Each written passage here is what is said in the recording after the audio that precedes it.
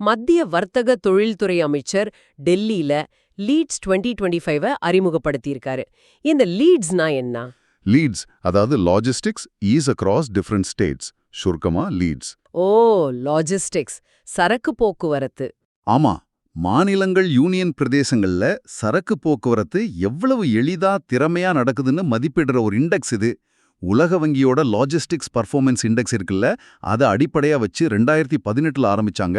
நம்ம வர்த்தக அமைச்சகத்துக்கு கீழே இருக்கிற DPIIT இதை தயார் பண்றாங்க. அப்போ இது மாநிலங்களுக்குள்ள ஒரு போட்டி மாதிரி. எதை வச்சு மார்க் போடுவாங்க? ஓரளவுக்கு ஆமா. மாநிலங்களை இன்னும் நல்லா செயல்பட வைக்க இது உதவும். இதுல 2 முக்கிய பகுதி இருக்கு. ஒன்னு குறிக்கோள் குறிகாட்டிகள், அப்ஜெக்டிவ் இண்டிகேட்டர்ஸ். இதுல சட்ட திட்டங்கள், அரசாங்க ஆதரவு, போர்ட், குடோன் வசதி எல்லாம் எப்படி இருக்குன்னு பாப்பாங்க. இன்னொன்னு கருத்து குறிகாட்டுகள், பெர்செப்ஷன் இண்டிகேட்டர்ஸ். இதுல இந்த சரக்கு போக்குவரத்து சேவைகளை பயன்படுத்துறாங்க இல்லையா, அவங்க அனுபவம் எப்படி இருக்கு, இன்ஃப்ராஸ்ட்ரக்சர், சர்வீஸ் குவாலிட்டி, வேகம், ரூல்ஸ் எல்லாம் எப்படி இருக்குன்னு உங்க கருத்து மூலமா மதிப்பிடுவாங்க. இதுல புதுசா சஸ்டைனபிள் லாஜிஸ்டிக்ஸ், அதாவது சுற்றுச்சூழலுக்கு பாதிப்பில்லாத போக்குவரத்து முறைகளையும் கணக்கில் எடுத்துக்கிறாங்க. இதனால நடைமுறையில என்ன மாற்றம் தெரியும்? 2 முக்கியமான விஷயத்த லீட்ஸ் 2025 கண்காணிக்கும்னு சொல்றாங்க.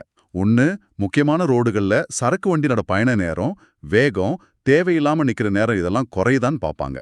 டெக்னாலஜி வச்சு வேகத்தை கணக்கிடுவாங்க. சரி. இதோட மொத்த நோக்கம் இந்தியாவோட லாஜிஸ்டிக்ஸ் துறையை உலக தரத்துக்கு கொண்டு போறது, செலவை குறைக்கிறது, வியாபாரத்தை எளிதாக்குறது. இது உங்களுக்கு ஏன் முக்கியம்னா, சரக்கு போக்குவரத்து நல்லா இருந்தா வியாபாரம் சுலபமாகும், பொருட்களோட விலை குறையலாம், நமக்கு சீக்கிரம் டெலிவரி கிடைக்கும், நம்ம எல்லாரையும் பாதிக்கிற விஷயம் இது. ஆமா, கரெக்ட் தான், புரியுது.